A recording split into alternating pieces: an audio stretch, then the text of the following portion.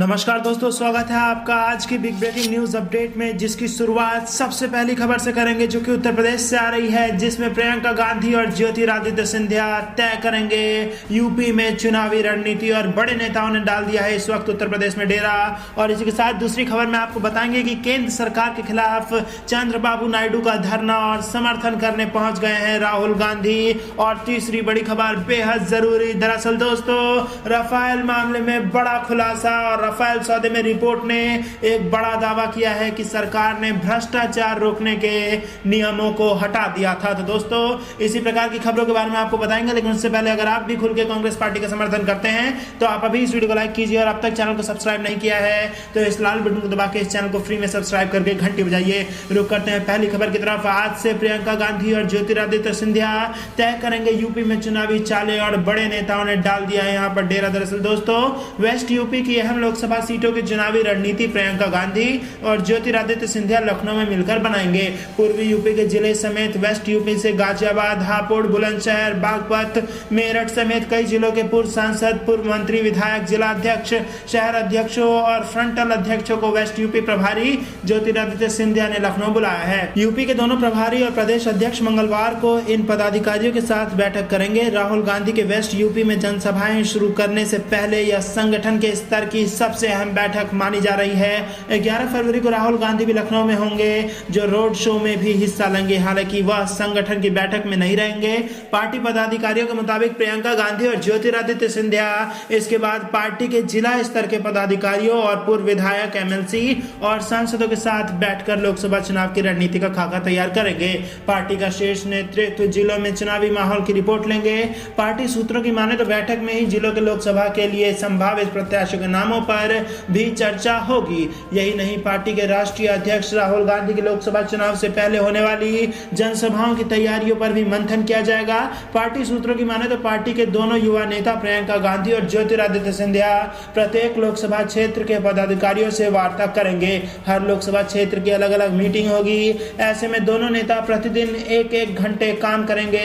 इसमें पश्चिमी और पूर्वी यूपी को लेकर अलग अलग रणनीति बनाई जाएगी। प्रदेश नेतृत्व और वेस्ट यूपी के प्रभारी की ओर से मीटिंग के लिए बुलाया गया। तो दोस्तों ये इस वक्त की बड़ी खबर उत्तर प्रदेश से आ रही है, जहां पर चुनावी धरातल पर उतर चुकी हैं प्रियंका गांधी, राहुल गांधी समेत ज्योतिरादित्य सिंधिया 2019 का किला फतेह करने। रुक करते अगली बड़ी खबर की तरफ, जो कि राफेल डील से जुड़ी आ रही है। राफेल सौदे में एक बड़े रिपोर्ट का दावा, सरकार ने भ्रष्टाचार रोकने के नियमों को हटा दिया था। दरअसल दोस्तों राफेल विमान सौदे को लेकर सोमवार को हुए एक बड़े खुलासे के बाद कांग्रेस पार्टी ने सवाल किया है कि आखिर ऐसा करके प्रधानमंत्री नरेंद्र मोदी कौन सा भ्रष्टाचार छिपाना चाहते थे। द हिंदू में सोमवार को प्रकाशित रिपोर्ट में बताया गया है कि राफेल सौदे पर हस्ताक्षर से कुछ दिन पहले मानक रक्षा खरीद प्रक्रिया में बदलाव करते हुए भ्रष्टाचार विरोधी कुछ मुख्य प्रावधानों को हटा दिया गया था। कांग्रेस अध्यक्ष राहुल गांधी ने भी पीएम मोदी पर निशाना साधते हुए कहा कि उन्होंने लूट कराई है। राहुल ने कहा कि हर रक्षा सौदे में भ्रष्टाचार विरोधी धाराएं होती हैं। द हिंदू ने खबर दी है कि पीएम ने भ्रष्टाचार विरोधी खंड हटा दिया है। यह साफ है कि पीएम ने लूट में सहायता की है। कांग्रेस के मुख्य प्रवक्ता रणदीप सुरजेवाला ने अंग्रेजी अखबार द हिंदू की एक खबर शेयर करते हुए ट्वीट किया, मोदी जी राफेल सौदे में सॉवरेन गारंटी माफ करने के बाद अपने भ्रष्टाचार विरोधी प्रावधानों में भी छूट दे दी है। आखिर आप कौन सा भ्रष्टाचार छिपाना चाहते हैं? पार्टी के वरिष्ठ नेता पी चिदम्बरम ने कहा कि सरकार ने जितना सोचा था उससे ज्यादा तेजी से राफेल सौदे में खुलासे हो रहे हैं। उन्होंने कहा कि पहले कीमत बढ़ाई गई, फिर यह खुलासा हुआ कि प्रधानमंत्री कार्यालय ने समांतर बातचीत करके भारतीय वार्ता दल के प्रयासों को कमजोर किया। अब यह खुलासा हुआ कि मानक रक्षा खरीद प्रक्रिया के प्रावधानों में बदलाव किए गए। उन्होंने यह भी आरोप लगाया कि दसॉल्ट को इस सौदे में फायदा ही फायदा हुआ है। गौरतलब है कि अखबार की खबर में कहा गया है कि फ्रांस के साथ इस सौदे के समझौते पर दस्तखत करने के चंद दिन पहले ही सरकार ने इसमें भ्रष्टाचार के खिलाफ पेनल्टी से जुड़े अहम प्रावधानों को हटा दिया था। कांग्रेस राफेल विमान सौदे में भ्रष्टाचार का आरोप लंबे समय से लगा रही है, हालांकि सरकार ने इसे सिरे से खारिज कर दिया है। दरअसल दोस्तों आपको बताते हैं कि द हिंदू की रिपोर्ट में ऐसा क्या है जिससे इस वक्त जबरदस्त घमासान 2019 के चुनाव से पहले राफेल डील को लेकर के मच गया है। दरअसल दोस्तों भारत और फ्रांस के बीच बिलियन यूरो में किए गए राफेल विमान के सौदे में भारत सरकार की ओर से बड़ी और अभूतपूर्व रियायतें दी गई थी। इंटरगवर्नमेंटल एग्रीमेंट पर हस्ताक्षर करने से कुछ दिन पहले भ्रष्टाचार रोधी जुर्माने के लिए महत्वपूर्ण प्रावधानों और एक एस्को अकाउंट के जरिए भुगतान करने की शर्तों को हटा दिया गया था। नरेंद्र मोदी सरकार के लिए इसके महत्वपूर्ण राजनीतिक निहितार्थ हैं, जिन्होंने दावा किया कि भ्रष्टाचार को खत्म करना शासन के लिए उनके एजेंडे का एक प्रमुख मुद्दा है और संयुक्त प्रगतिशील गठबंधन यानी कि यूपीए सरकार के दौरान हुए रक्षा सौदों में कथित भ्रष्टाचार के खिलाफ कार्रवाई का वादा किया था। लेकिन यहाँ पर बड़ा सवाल इस न्यूज़पेपर ने उठा दिया है प्रधानमंत्री मोदी और पीएमओ पर। यह महत्वपूर्ण है कि फ्रांस की सरकार के साथ की जा रही प्रधानमंत्री कार्यालय ने कि पीएमओ और राष्ट्रीय सुरक्षा सलाहकार की समानांतर वार्ताओं पर द हिंदू द्वारा प्रकाशित जानकारी और न ही अन्य महत्वपूर्ण जानकारियों को सरकार ने सुप्रीम कोर्ट में पेश की गई सामग्री में शामिल किया। तो दोस्तों ये बड़ी खबर आ रही है राफेल डील से जुड़ी हुई, जहां पर जबरदस्त मुश्किल में फंस सकती है भारतीय जनता पार्टी और एक और बड़ा खुलासा हो गया है। रुक करते हैं अगली खबर की तरफ। केंद्र सरकार के खिलाफ चंद्रबाबू नायडू का धरना, समर्थन करने पहुंचे राहुल गांधी। दरअसल दोस्तों आपको बता दें, टीडीपी राज्य के बंटवारे के बाद आंध्र प्रदेश से किए गए अन्याय का विरोध करते हुए पिछले साल बीजेपी नेता एनडीए से बाहर हो गए थे। तेलुगु देशम पार्टी प्रमुख एवं आंध्र प्रदेश के मुख्यमंत्री एन चंद्रबाबू नायडू अपने राज्य को विशेष दर्जा दिलाने और राज्य पुनर्गठन अधिनियम 2014 के तहत केंद्र द्वारा किए गए वादों को पूरा करने की मांग को लेकर आज दिल्ली में एक दिन का अनशन कर रहे हैं। आज सुबह अपना अनशन शुरू करने से पहले चंद्रबाबू नायडू ने राष्ट्रपिता महात्मा गांधी को श्रद्धांजलि अर्पित की।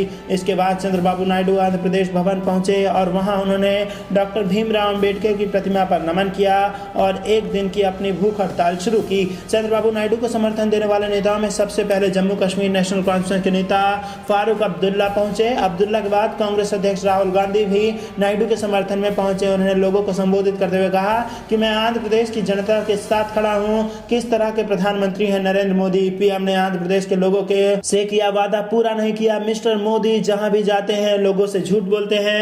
अब उनकी कोई विश्वसनीयता नहीं बची है। नायडू सुबह 8 बजे से रात 8 बजे तक अनशन पर रहेंगे। आंध्र भवन में नायडू ने कहा कि अगर आप हमारी मांगे नहीं मानोगे तो हम भली भांति जानते हैं कि हमारी मांगे पूरी कैसे होंगी। यह आंध्र के लोगों के आत्मसम्मान का सवाल है। जब भी हमारे आत्मसम्मान पर हमला हुआ है हमने करारा जवाब दिया है। मैं इस सरकार और खास तौर से पीएम मोदी से कहना चाहता हूं कि वह व्यक्तिगत हमले करना बंद कर दें। आम चुनाव से पहले टीडीपी प्रमुख बीजेपी के खिलाफ विपक्ष को एकजुट करने में लगे हैं। बीजेपी विरोधी गठबंधन के लिए पिछले 3 महीने में वह कई बैठक कर चुके हैं। आंध्र प्रदेश को विशेष राज्य का दर्जा देने की मांग को लेकर टीडीपी मार्च 2018 में राज्य सरकार से अलग हो गया था। पार्टी ने नरेंद्र मोदी सरकार पर पेलावरम सिंचाई परियोजना, कडप्पा इस्पात संयंत्र और निर्माणाधीन अल्ट्रा आधुनिक राज्य की राजधानी अमरावती के लिए धन नहीं देने का आरोप भी लगाया। आंध्र प्रदेश को 2 जून 2014 को 2 हिस्सों में बांट दिया गया था। हैदराबाद ने राज्य तेलंगाना की राजधानी बन गया था। नायडू मंगलवार को वह राष्ट्रपति रामनाथ कोविंद को एक ज्ञापन भी सौंपेंगे। मुख्यमंत्री अपने मंत्रियों, पार्टी के विधायकों, एमएलसी और सांसदों के साथ धरना दे रहे हैं। राज्य कर्मचारी संघों, सामाजिक संगठनों और छात्र संगठनों के सदस्य भी इसमें शामिल होंगे। इससे पहले रविवार को पीएम मोदी ने आंध्र प्रदेश के गुंटूर में रैली करते हुए चंद्रबाबू नायडू पर जमकर हमला किया था। पीएम मोदी ने मुख्यमंत्री चंद्रबाबू नायडू पर हमला बोलते हुए कहा कि आप हमारे सीनियर हैं, इसलिए आपके सम्मान में हमने कोई कमी नहीं छोड़ी। आप सीनियर हैं दल बदलने में, आप सीनियर हैं दूसरी पार्टी से गठबंधन करने में, आप सीनियर हैं एक चुनाव के बाद दूसरे चुनाव में हारने में, और मैं तो उसमें सीनियर हूं नहीं। उन्होंने कहा कि चंद्रबाबू पहले जिसे गाली देते थे बाद में उसी की गोद में जा बैठते हैं। वह अपने ससुर की पीठ में छुरा घोंपने वाले सीनियर हैं।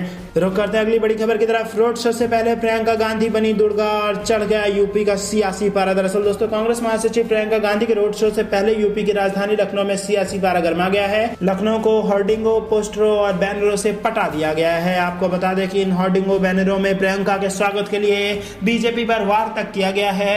एक पोस्टर में तो प्रियंका गांधी को मां दुर्गा के रूप में दिखाया गया है, दूसरे पोस्टर में प्रियंका का जोरदार तरीके से वेलकम किया गया है। युवक कांग्रेस के पूर्व प्रदेश अध्यक्ष प्रभाकर पांडे की ओर से एक होर्डिंग लगवाई गई, जिसके जरिए भारतीय जनता पार्टी के वरिष्ठ नेताओं पर तंज कसा गया। इस होर्डिंग में एक और बीजेपी अध्यक्ष अमित शाह, प्रधानमंत्री नरेंद्र मोदी और यूपी सीएम आदित्यनाथ की तस्वीरें हैं। कुछ लोगों का ग्रुप इन तीनों को छोड़कर भागता नजर आ रहा है। अमित शाह, नरेंद्र मोदी और योगी आदित्यनाथ तीनों अकेले पड़ गए हैं, खड़े खड़े देख रहे हैं। तो दोस्तों इस वक्त बड़ा सियासी घमासान उत्तर प्रदेश की धरती में मस्ता दिखाई दे रहा है और प्रियंका गांधी राजनीतिक धरातल पर उतर चुकी हैं और जबरदस्त रोड शो उत्तर प्रदेश में कर सकती हैं। तो ये थी दिन भर की कुछ बेहद जरूरी और बड़ी खबरें जो कि हमने आपको बताई। अब हर एक खबर में आप हमें अपनी राय जरूर बताइए। जाने से पहले आप इस वीडियो को लाइक कर लीजिए, इस लाल बटन को दबा के इस चैनल को फ्री में सब्सक्राइब करके घंटी बजा लीजिए। आप देख रहे थे आपका अपना चैनल द धक्कम न्यूज।